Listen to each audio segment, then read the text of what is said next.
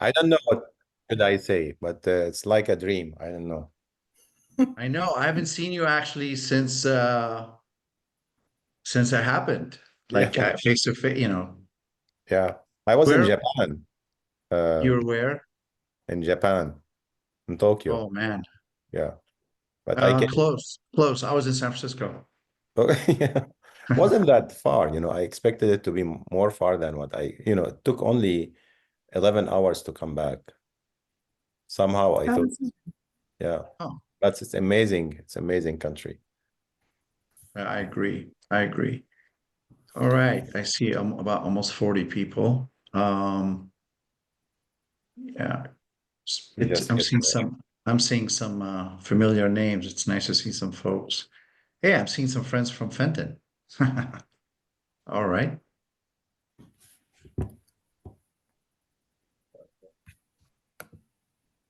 Okay. We should get started. Great. Oh, where's Zaher?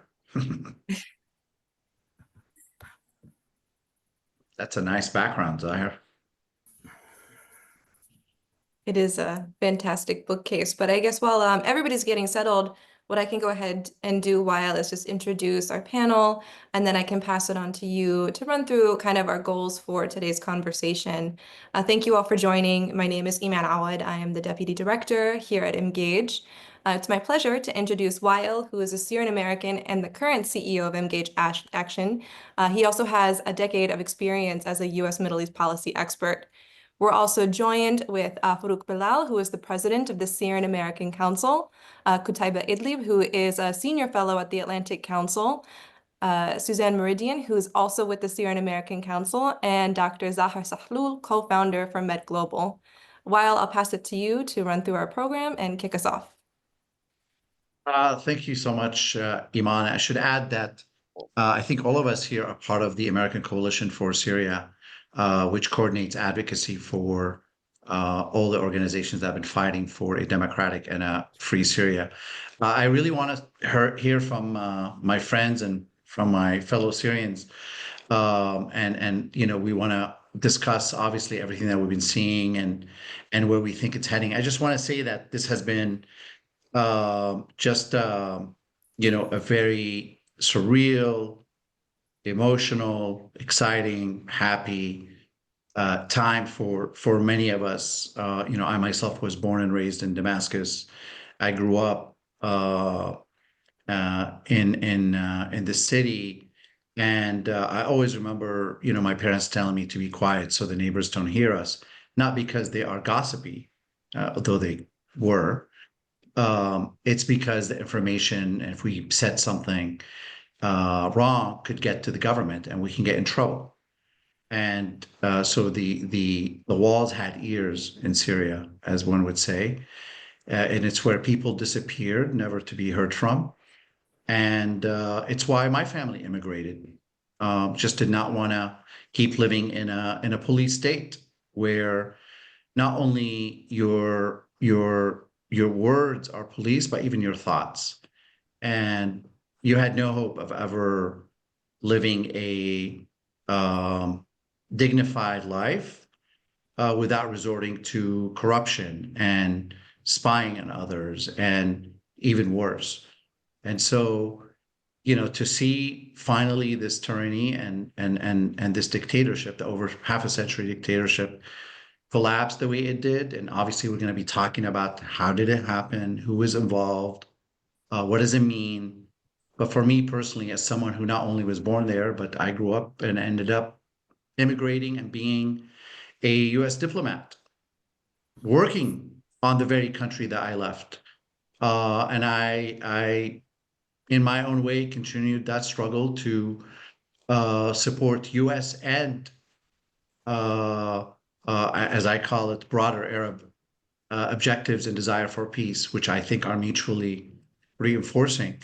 And I worked on the Syria file at the State Department for a long time. And I saw firsthand the bravery of the Syrian people, but also the brutality of the regime.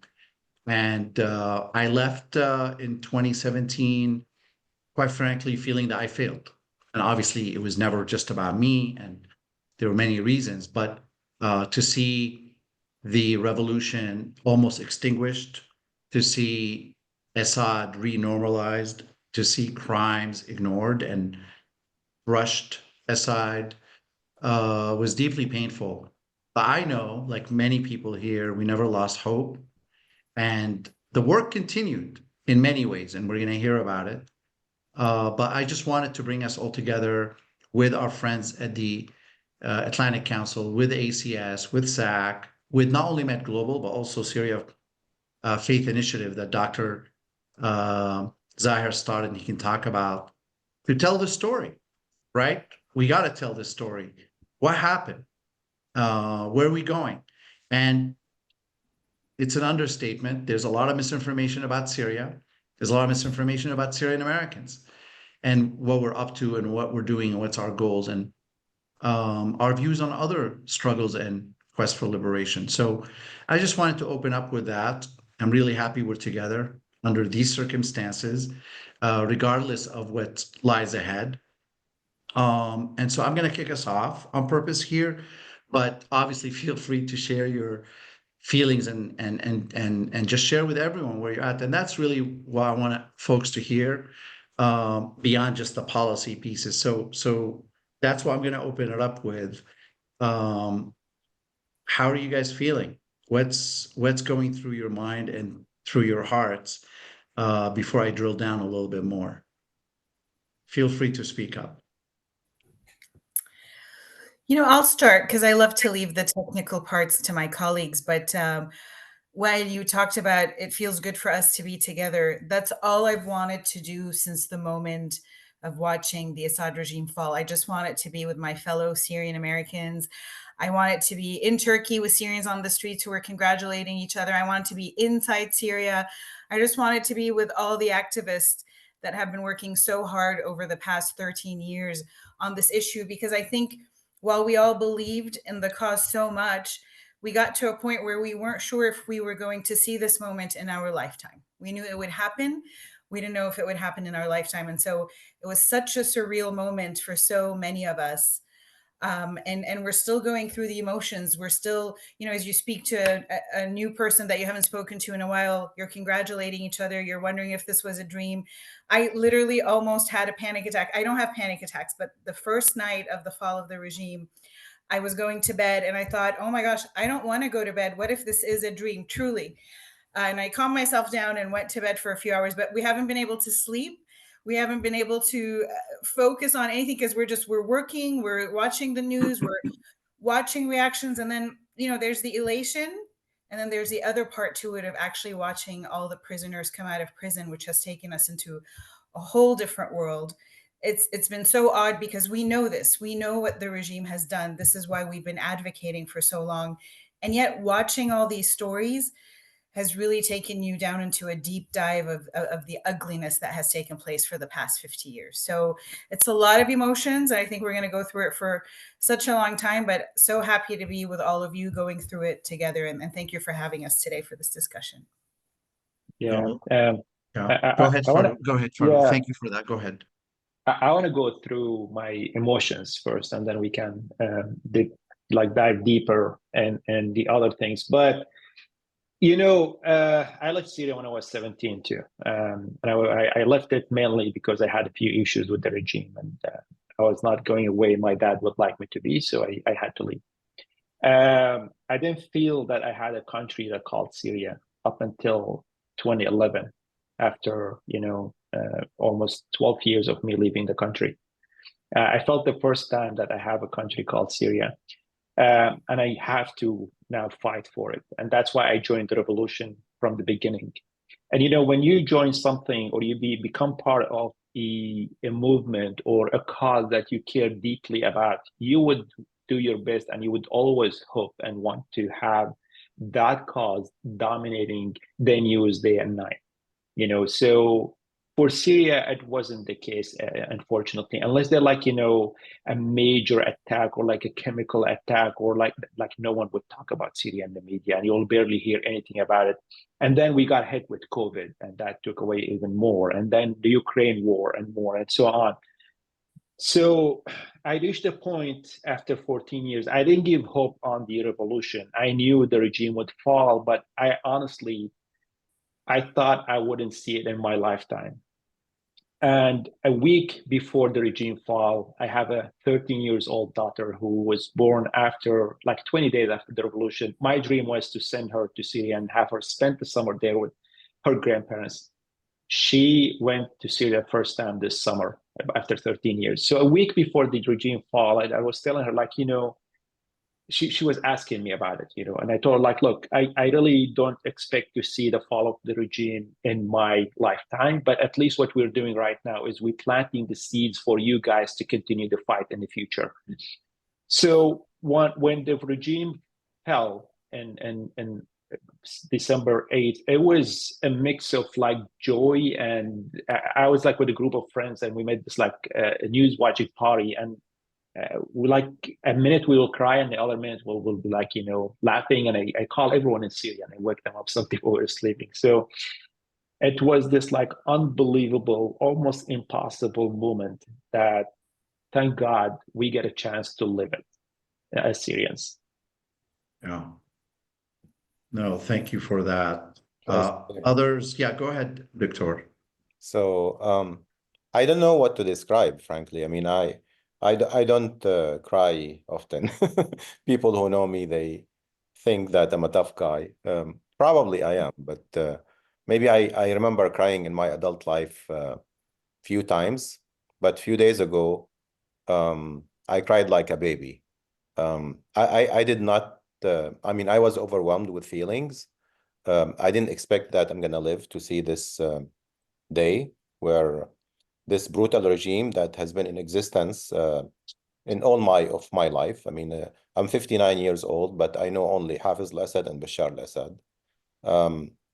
And the brutality of the regime, the oppression, the suffocation, the struggle that we went through over the past 14 years, where we had to deal with all kind of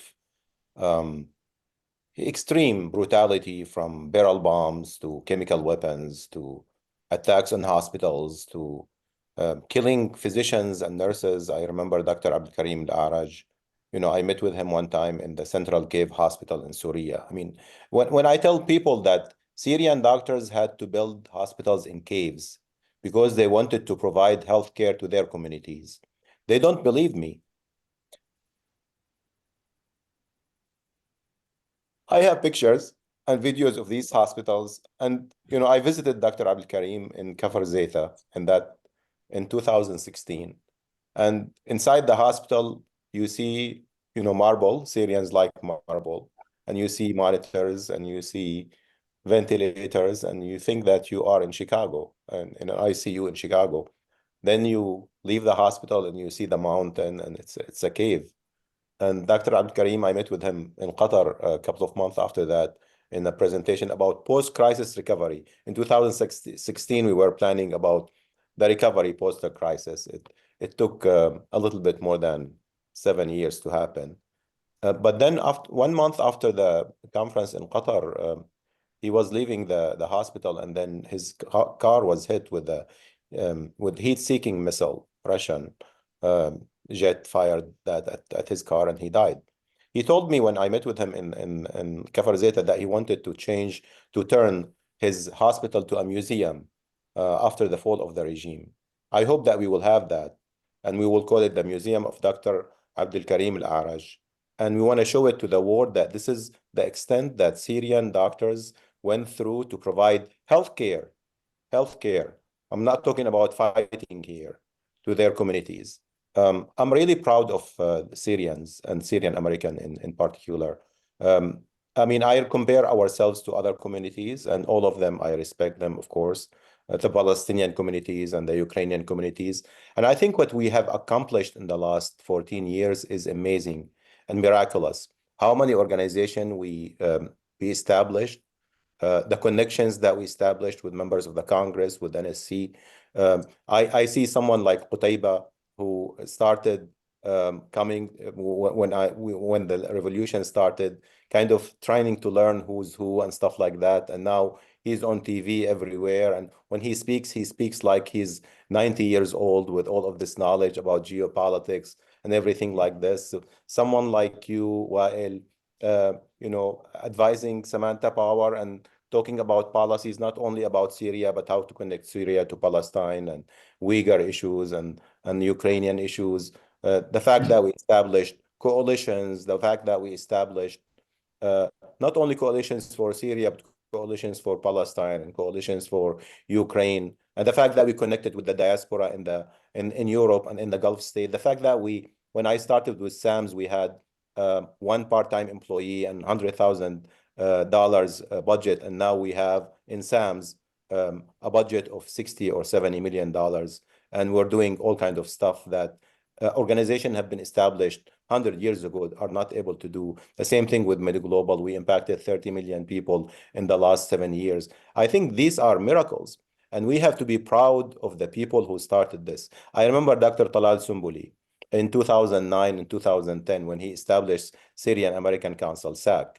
And we had events where we invited people to talk about Syria at that time. And we had the usual suspects, few people who show up every time. And at that time, no one was thinking about what will happen. And then the revolution started, and then you started to see the room getting filled. And now in the last few years, as you know, people gave up and so forth. So we started to see only the usual suspects that were there before. And now people are very happy, and the streets are full with happiness and flags and stuff like that. We should be proud. I think the most important thing, besides happiness, we should be proud of what we accomplished, and we should celebrate it and celebrate Syrians and Syrian Americans, and tell our children who've been watching this over the past 4 years that you should be proud of your heritage and history and tradition and the fact that you are Syrian, because this is a miracle. All of us contributed to the day that we are living right now somehow, and all of this effort now contribute to the fall of the regime that we dread. Alhamdulillah, I think we're really happy, but we need to look for the future and make sure that we do not go into the same trappings that others went through, and we'll talk about that. No, thank you so much, Doctor. And I've been really in awe of not only what you've done for Syria, but you have showed up for so many other communities. That's the real test for all of us, is we're so close to our pain, and you can't fault any community, including Syrians, for just wanting to survive. But you were one of those people who also somehow managed to show up for so many communities. You were in Gaza, you worked on Yemen, you went to Ukraine multiple times. And I think that's something that always made us proud. Qutaiba, the floor is yours regarding, sharing how you're feeling in this moment, but also since you were just deputized as the 90-year-old in the group here, with a lot of knowledge and information, and you are at a prestigious think tank, and obviously you are the lead of the policy team at ACS. Talk us through your feelings, but also maybe tell folks here, especially those who may not know, just kind of where were we before December 8th? What was the situation like in Syria? Not like all the way back, but what was the picture like? Where was the regime, the opposition? But I also want to give you a chance to just reflect on how you're feeling in this moment. Sure. Thank you, Wa'el. Thanks for Emgage for having us. I think I'm definitely still processing. I think you only get to overthrow a 62 years old dictatorship once in a lifetime, once that has cemented its presence in a country, one that has bullied the whole region. It was bad not only for Syria, but it was a nightmare for the whole region, for Jordanians, for Lebanese, for Palestinians.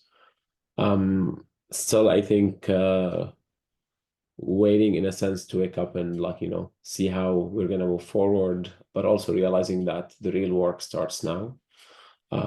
We are building the Third Republic of Syria in a sense, which is it's an even much bigger responsibility than taking out the regime or toppling the regime. I'm very excited about not only Syria, but also Lebanon, being free of the Assad regime manipulation and interference. Excited about what would come next, with Hezbollah being resized because of what's happened in Syria, like going back to its, being a political power like any other group in Lebanon. Excited about Jordan, excited about Palestinians in Syria. Yeah, it's a huge moment. It's definitely a once in a lifetime opportunity and moment to really move forward, not only for Syria, but for the whole region. Where we were before this, I'm going to go a little bit actually back. Earlier this year, we at the Atlantic Council, along with colleagues from the Middle East Institute, the European Institute of Peace, I approached those colleagues basically to start a Syria strategy project, with the goal basically of continue to engage policymakers across the Atlantic in the region to do something on Syria after Syria has been on the back burner for over 4 years, with the back burner turned off.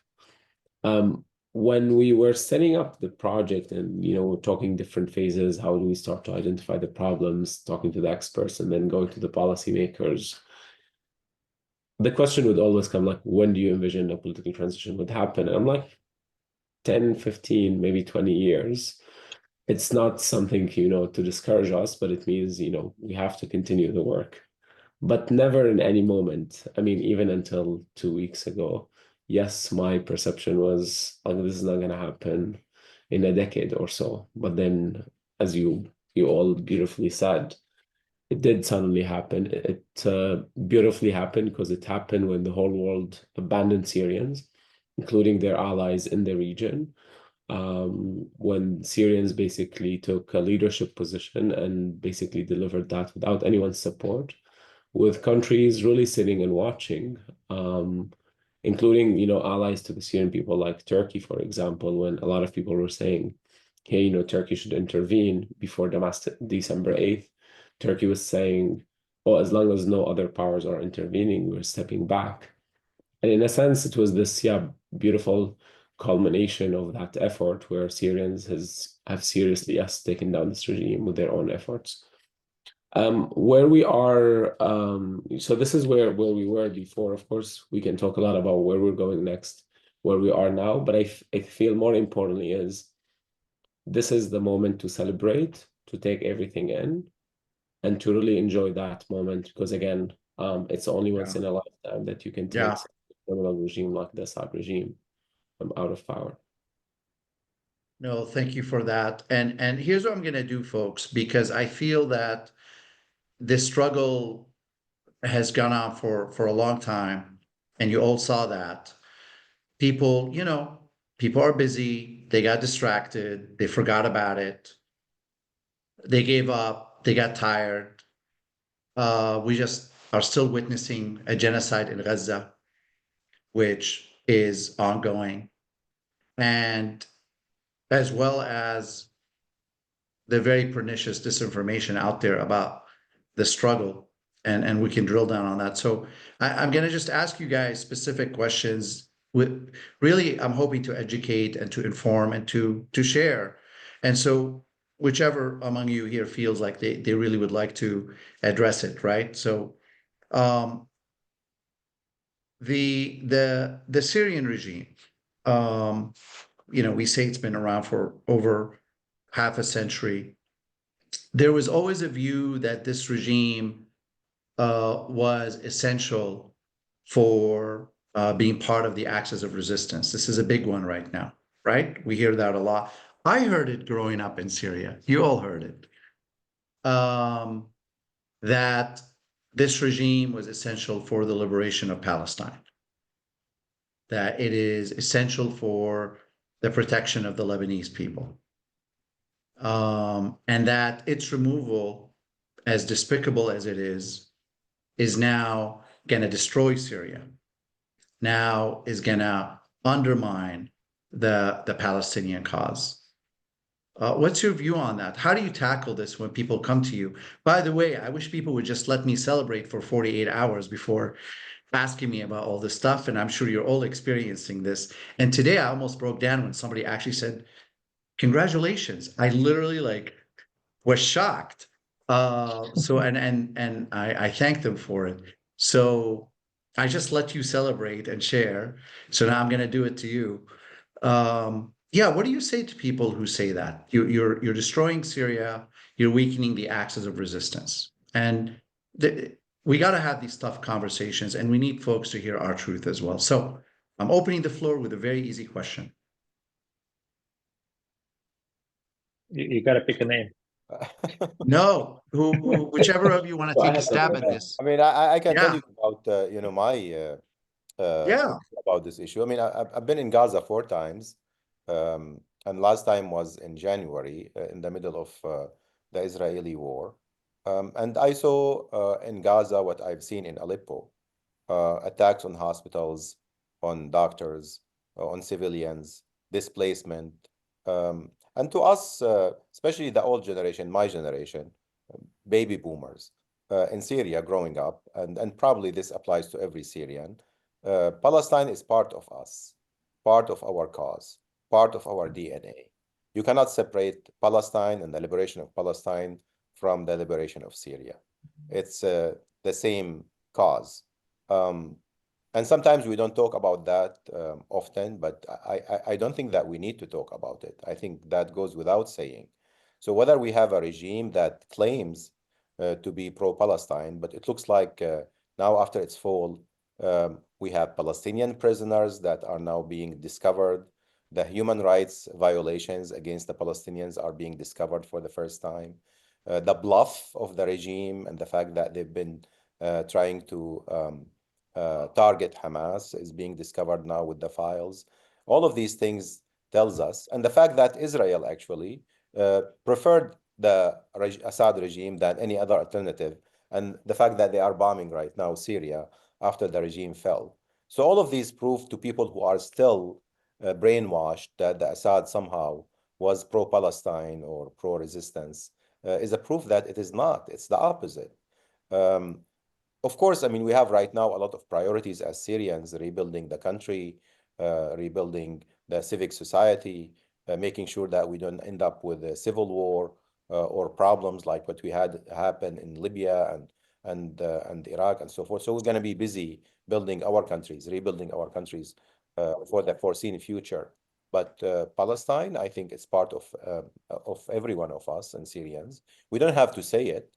And I was a target, and like many of you, of these trolls and paid Russian I don't know what you want to call them, propagandists on Twitter. You know, they wrote an article about myself and my son, accusing us of being CIA and Al-Qaeda at the same time, because we were pro-Syrian intervention. That's what they interventionists they called us, because we were calling for the protection of hospitals and protection of civilians, basically for the Assad regime and Russia to abide by international humanitarian law.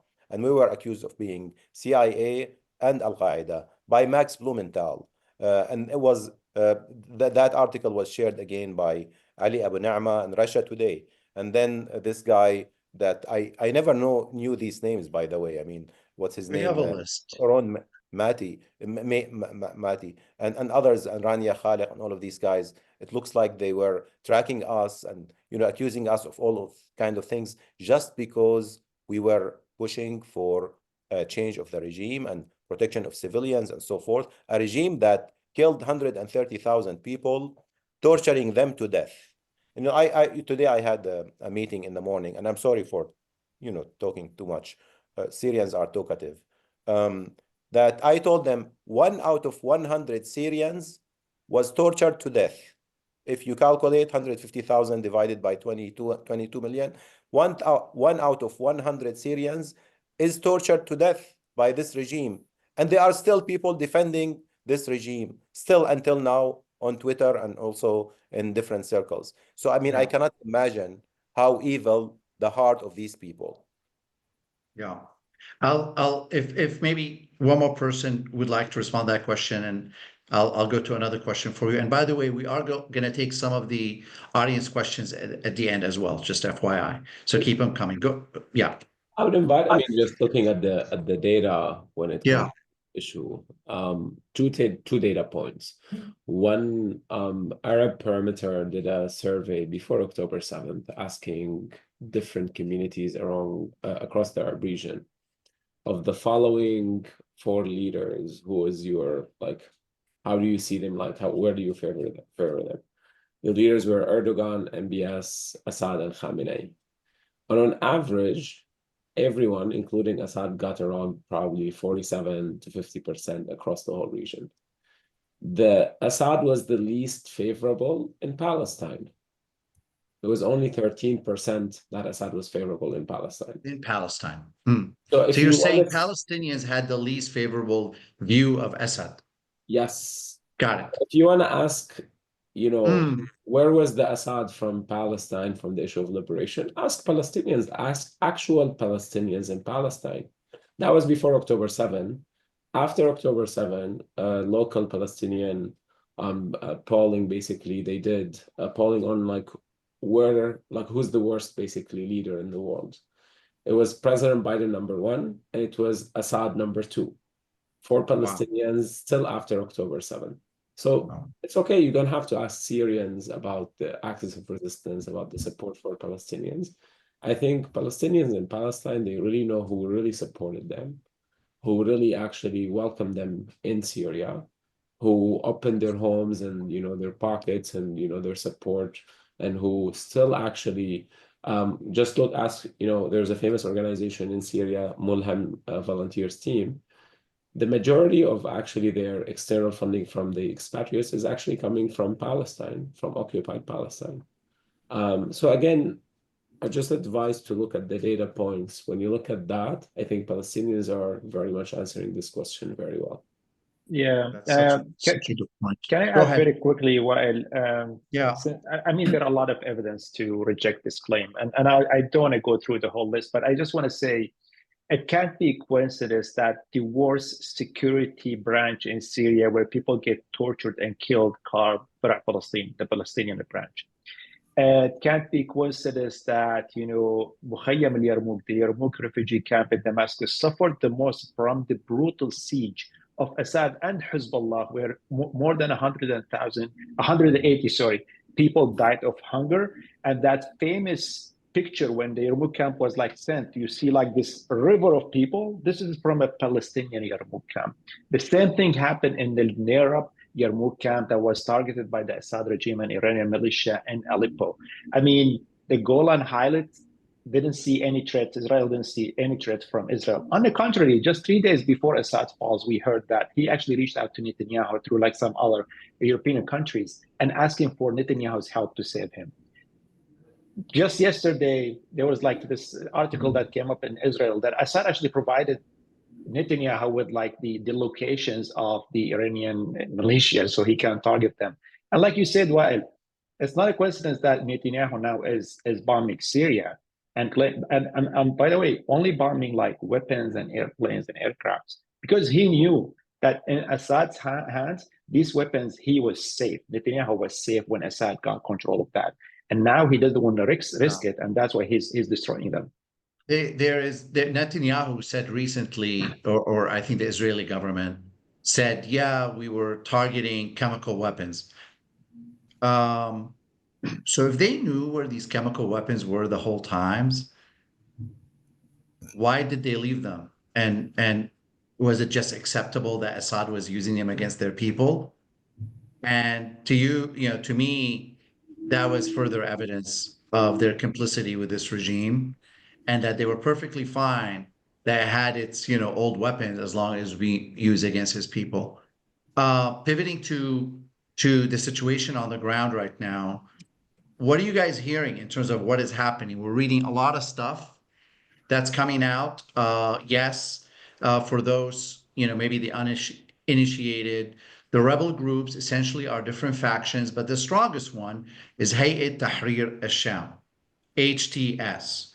Its leader used to fight with Al-Qaeda, and he went to Iraq to fight with Al-Qaeda and then came back, and eventually his group broke off from Al-Qaeda, and they seized the northwestern corner of the country, Idlib province, where they established a government Salvation Government, and many of the displaced people ended up being pushed there as well. And they led this latest offensive. Obviously, I'm simplifying a lot of things for folks, but they led this offensive with other rebel groups backed by Turkey, but HTS was not backed by Turkey. And now they all find themselves in Damascus. Recently, the leader of HTS announced that they will protect, minorities, and that they will protect the Kurds, and that they want peace with their neighbors, Iraq or Jordan, or all those countries that might be worried. He asked a prime minister of his Salvation Government in Idlib to now become the caretaker prime minister to administer the country between now and March, and then have a more inclusive process to move forward. What's been notable, and again, I'm just reporting on what we've been observing, beyond the rhetoric, I have been shocked personally at the relative peaceful nature of this transition. There's been cases of extrajudicial killings. We've seen some videos. I've been shocked by how the rebels, or now the opposition fighters, or the freedom fighters, or whatever you want to call them now, have been capturing regime soldiers, including members of Assad's Alawite community, and saying, you have harmed the people, you have harmed the country, lay down your weapons, now go home. And there's videos and videos of them just sending people home. They're saying they're not going to disband the army. Yet there are concerns about how do we move forward right now. Maybe, Suzanne, if you don't mind, just what's your sense of the situation right now based on what you're seeing and hearing? What are people talking about? Are they feeling optimistic? Do they feel this is going to continue to, be as good as we've seen it? Are they worried about, what are they worried about as well? Beyond just what the West is worried about, what are some of their concerns? And obviously I want to go around to folks to talk about this moment and maybe next steps that you think we need to keep an eye on. Go ahead, Susan. Sure. I think the feelings are definitely all over the place, because in the very beginning, there's definitely a sense of relief that no matter what's to come, the fact that we're done with the Assad regime is a great start. It's what we wanted. It's what's happened. People who were very quiet for such a long time are even, you didn't know where they stood, and they're celebrating the fall. So in general, the full country is happy to be where it's at right now. Then you look at the next step, this transitional government. There is a feeling of hope. I think because we saw such a peaceful transformation and operation. Of course, there were some casualties. There always are, but nothing, extremely bloody, etc. Nothing that you would have expected would happen. Yeah. So I think there was a sense of comfort that perhaps this is different. Perhaps we can hope for something better. Of course, recently, just coming off of the Arab Spring, we've seen some very dark times after regime falls and takeover. So sometimes your expectation is that it's going to be the worst. But again, we saw something much more peaceful than people were expecting. So because of that, I think there's a foundation of hope. At the same time, there's that fear. You mentioned a few points. Jolani, now Ahmed al-Sha'ar was part of Al-Qaeda. That puts a lot of fear in people. The whole Islamist issue, that puts a lot of fear in people. And all these mustalahat, as we say in Arabic, these words, everyone defines them in a different way, and everyone comes in with different perspectives and definitions. Social media plays such a role, and moves people in certain emotions. But the people on the ground in Syria, because they are seeing the hope, the peace, the change, because they were living in an open air prison, they're actually able to, better than most of us, I think, really assess the situation and feel the feelings. And so I think from a foundational place, they feel good. They do fear, they are watching, but because every day there seems to be a positive step, they're not as fearful as they thought they were going to be. The positive steps, meaning There are organizations like the White Helmets coming in to rescue the prisoners. That same organization is going into cities like Homs and Hama and cleaning things up, cleaning the dirt up, giving life to people. Electricity is back in most cities. The internet is in. People have bread they can buy right now. You used to be able to get one wrap of bread. Now you can get 4 until, more can be brought in. I mean, people are feeling like life is coming back to normal. So because of that, I think there is some positivity, but some fear with it. And I know my colleagues will be able to talk a little bit more on that. Yeah. No, thank you for that. Anyone want to describe where they think the situation is right now, whether anecdotally about what people are saying or more structurally in terms of this transition that we're seeing? If I may, Yeah. so I think we are all surprised by the fact that this revolution ended up with this, fall of the regime. And over the past 12 days, with basically HTS and other troops conquering all Syria, we had maybe 200 people who were killed, only 50 civilians or so. That's the estimates, maybe a little bit higher. But I mean, you could have imagined easily a scenario where you had tens of thousands of people being killed in revenge killing, slaughterhouse in some areas, where you had certain communities that the perception that they stood with the regime. I mean, today there was this news that the HTS leader, Ahmed Shara, met with Alawite faith leaders in Jabla and Al-Qardaha, and they were praising him. And the same thing in other areas in Syria. Today, the news from Aleppo and Damascus, there is this person who cares about the Christians in Syria. She's an influencer on Twitter, Naji, Rana Naji, and she was describing the celebrities and festivities of Christmas in Aleppo and then in Damascus, and the fact that people are celebrating and things like that. There were some individual violations, but then they were corrected. The messaging from Ahmed Shara on CNN interview were very impressive in my views. Even Stephen Kohler and what's his name, Stewart, were praising him that his messaging is better than President Trump when it comes to love and so forth. So I think in terms of messaging, in terms of policies, in terms of law and order, in terms of smooth transition from government to government, in terms of responsiveness to the criticism, the feedback, right away. People were yesterday criticizing the flag of Hayat Tahrir Sham. Today, there's no flag. So it's like instant democracy. I mean, if I may. I mean, maybe I'm very optimistic, but what I'm seeing is very positive things. No, it's been fascinating to see, and obviously everyone is hoping for the best. Assyrians just have to be cautious and see the proof, as they say. And so far, so good, as I have said in many interviews. Qutaiba, what are the next most important steps that people should look for in Syria in terms of the transition and other things? We didn't talk about what's happening with the SDF. We didn't talk about the formal transition process that was at least envisioned before. We didn't talk about, there's US sanctions, there's European sanctions. HTS is still designated as a terrorist organization. What are some of the critical next steps right now in terms of how you think it may play out, or the options in terms of how it will play out? So, I mean, number one, I think inside Syria, there needs to be, the situation needs to be stabilized.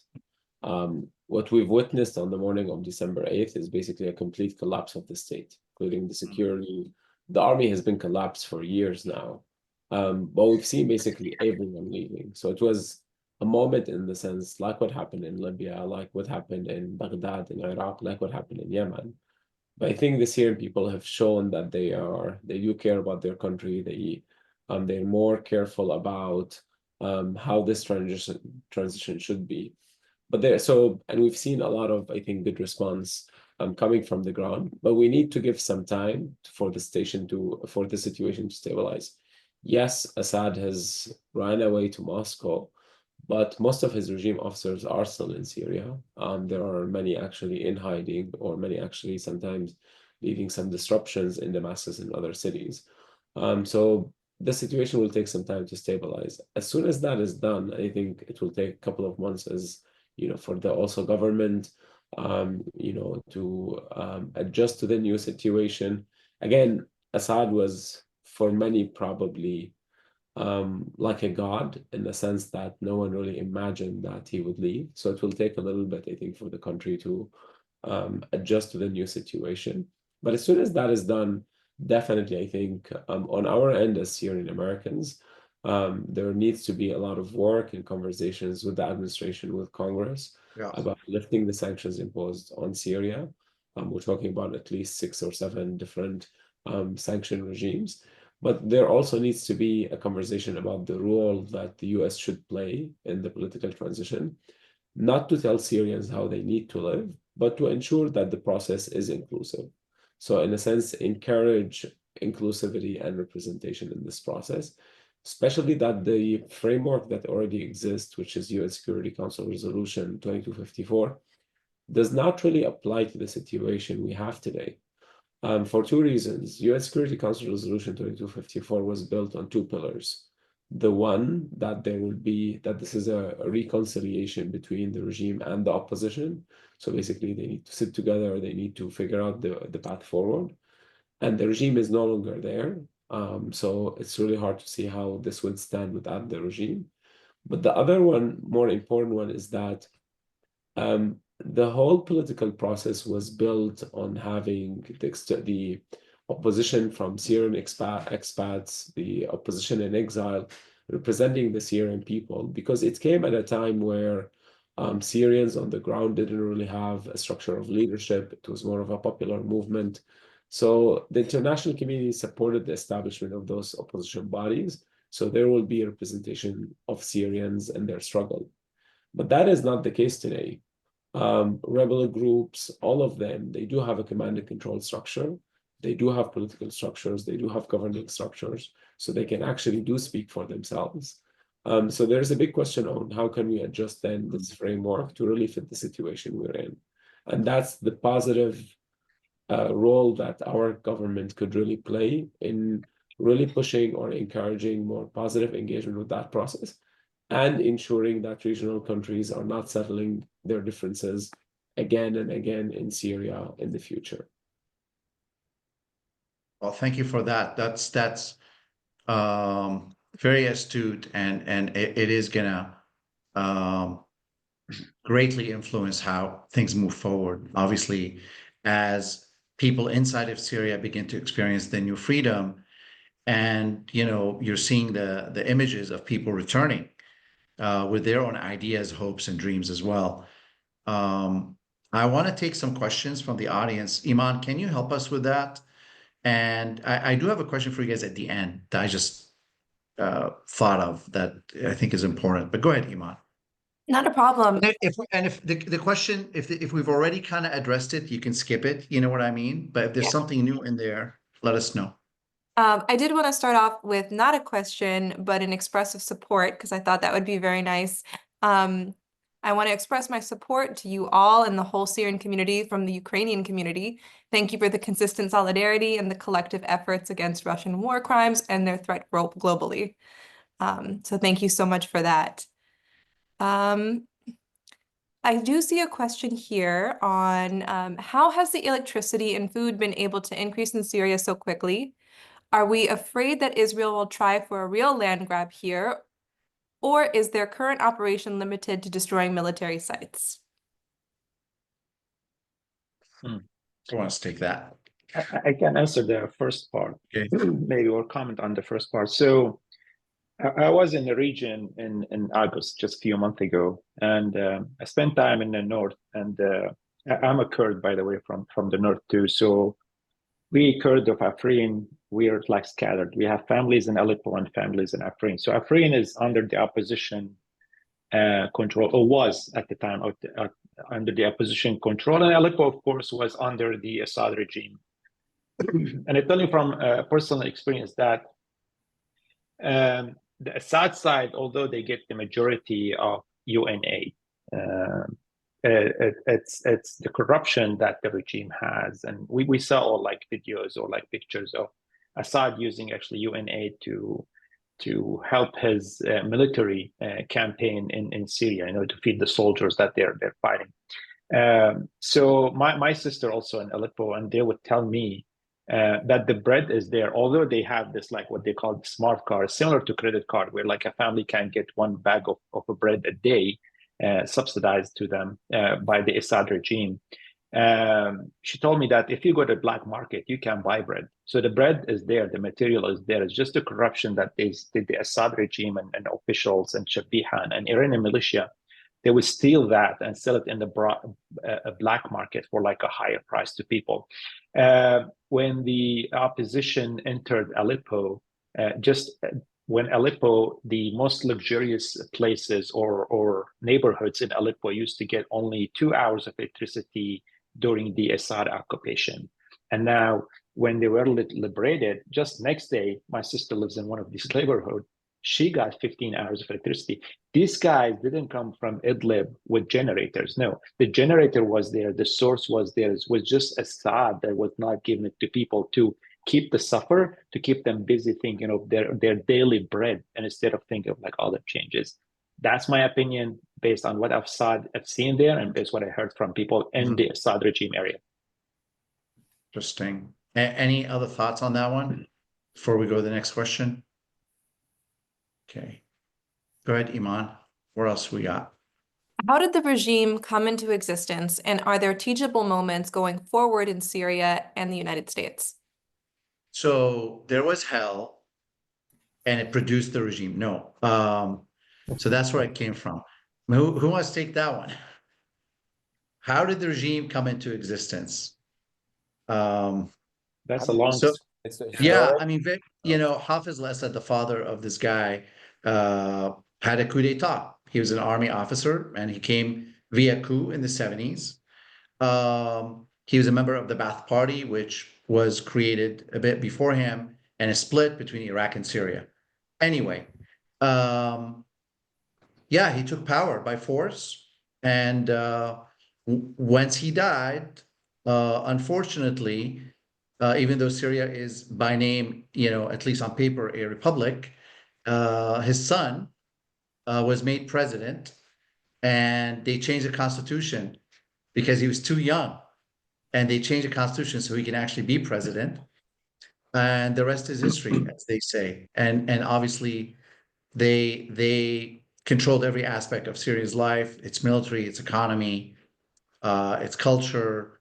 The Jum'ah sheikhs get their sermons from the mukhabarat, and they're watched closely. Yeah, so that's a quick answer. Maybe a little bit more historic. Okay. Sure, please. I think the origin of Assad regime and other regimes in the area, by the way, whether it's Saddam Hussein and al-Qaddafi or Jamal Abdel Nasser, kind of followed the same kind of trends, where you have populist, socialist, nationalistic, fascist parties controlling these countries with a lot of rhetoric, similar to the rhetoric that we're hearing nowadays from actually the West in some countries. A lot of populism, talking about great ideas, making Syria great, making the Arab world great. Syria is the pumping heart of the Arab nationalism, things like that. And mixing that with some socialism, which is basically reducing health inequity, wealth inequity in Syria. There were a lot of poor people in Syria at that time. There was inequity. So kind of socialism was infused in this nationalism and fascism. And that's what Al-Ba'ath Party is. And at one point, it was a tool of the Soviet Union during the Cold War. So Syria allied itself with the Soviet Union against the United States. The United States took some other countries and so forth. So, and the Assad regime, especially the father, was master of maneuvering. And he was sensing where the wind is going, and he went with the wind. So when The U.S. intervened in Kuwait against Saddam Hussein. He allied himself with the U.S. government, and he sent troops to Kuwait. Before that, the Soviet Union. Then he tried to make peace with Israel, and so forth. So it was very smart regime. If you have a regime that stayed for 54 years, that means they know how to stay in power. They manipulated the Arab leagues. They allied themselves with big powers. They controlled the country with, now we're discovering, with this infamous mukhabarat and prisons. And that's how they sustained themselves for 54 years. And of course, the international community allowed this regime to fester. And this is a problem. This is a problem. When you allow a regime like this that killed hundreds of thousands of people and tortured 150,000 at least to death and committed all kinds of war crimes, that means there's something wrong with the international community, with the system that are living through, to allow this regime to stay for 54 years or more. Thank you for that. Maybe one last question, Iman, and then we'll close it out. Can I double tap you for two? Because there's two good ones. Yeah, and by the way, I'm trying to post the ACS website on the chat. If maybe Nishu or someone can do it for us, for folks who want to learn more and make a contribution to this good effort. But go ahead, Iman. So there's a couple questions that have popped up with this theme, and I wanted to make sure I addressed it while not trying to absolve Assad. Was this the right time to celebrate Syrian liberation by jihadists at a time when it's most vulnerable to Israeli and American incursion? And I've seen this theme coming on the Israeli incursion and land grabs. I mean, I'll say this is an extremely unfair question to Syrians right now. I've seen others ask it, but it's very unfair because being liberated from a 54-year-old oppression is very much a time of celebration. And when you watch prisoners coming out of Assad's dungeons, that is absolutely a cause of celebration. So we will celebrate, we will take our time, we will enjoy this. We compartmentalize everything. Everything has its time. We will look at all aspects that we need to address, but we will absolutely celebrate. Yeah, we know we say that Hayat Tahrir al-Sham is part of this operation, but let's remember it wasn't only the Hayat Tahrir al-Sham. Like you had other fictions of the remittance of the Free Syrian Army, who some of them were actually supported by the US to fight ISIS in Idlib. Like I told you, I was there a few months ago, and I talked to a few of these guys, and they're all from these areas that they celebrated. And it's very easy if you go on Twitter, social media, and you just look up videos of these fighters.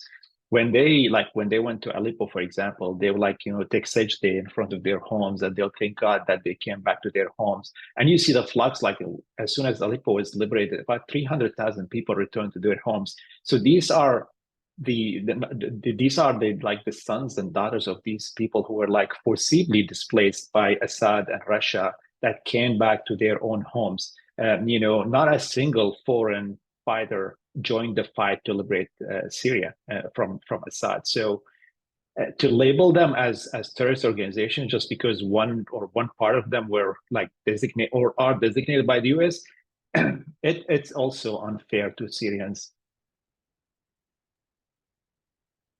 We're happy to share a list of all the disinformers on Syria. You heard some of their names, but really, it's no joke. It's a real industrial complex with ties to Russia, ties to the previous Syrian regime and others, and that's their job. It is to confuse us and divide us. And as we come to the end here, I guess my question to those of you who want to answer this, what's your ask of the broader Arab and Muslim community? Obviously, not all Arabs are Muslim.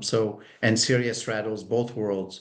There's Christians, there are Armenians, so all of those communities right now, but in America, right, who are in or adjacent to our issues in our communities. What's your top request for them? What do you need folks to do, if anything?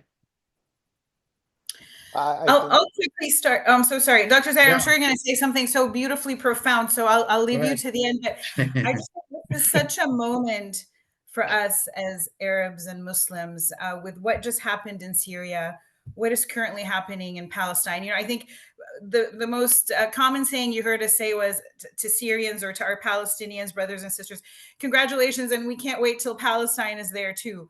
And so this is a moment for the Yemenis, the Palestinians, the Syrians, the Lebanese, all of us to just really put our hands together and continue this direction of finding liberation for all of us.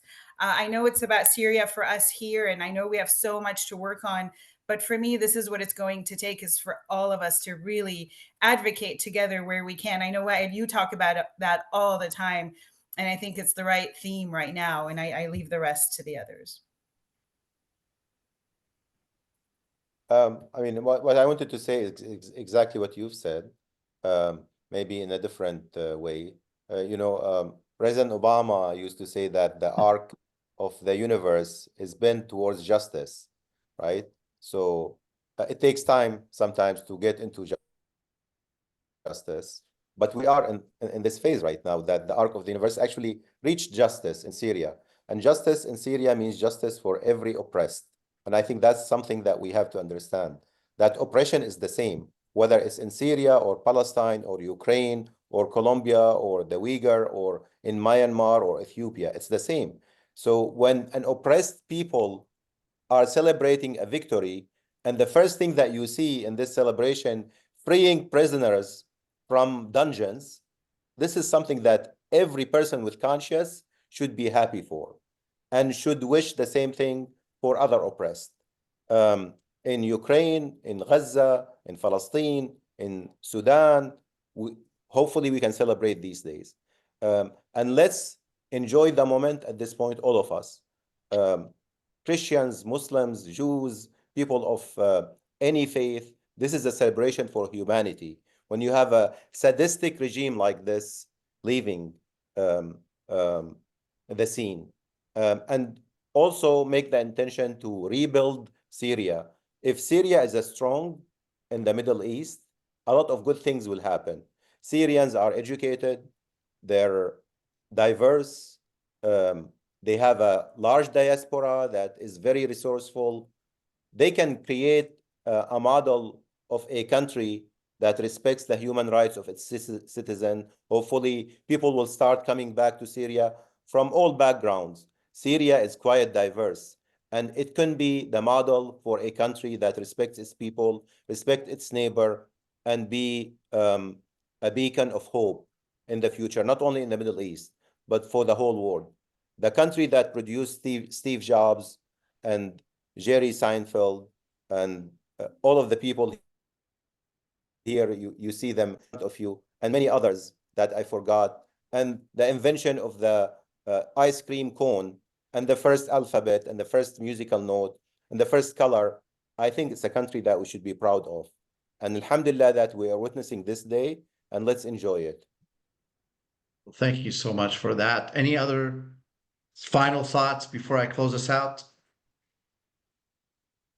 All right. Well, thank you so much, ladies and gentlemen, for being with us, for our panel, for everyone who's tuned in. I hope that all of you and all of our Syrian family continues to celebrate, and all of our allies and the broader Arab and Muslim and global community celebrates with us. As you said, Dr. Zaher, from Colombia to Ukraine, we're praying for all of them, especially our Palestinian brothers and sisters. It is a shared struggle.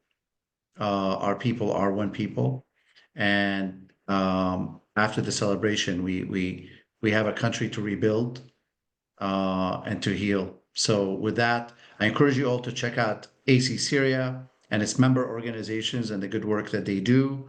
I encourage you to support them because they've been doing the hard work, often in darkness and in silence. But now we're all out in the open. So with that, good night. Tusbahu al khair. Assalamu alaikum. Thank you, Wa'el. Thank you, Emgage, for this. Thanks, everybody. We'll do more. Okay. Thanks, everyone. Thank you, Iman. Thanks, Team Emgage.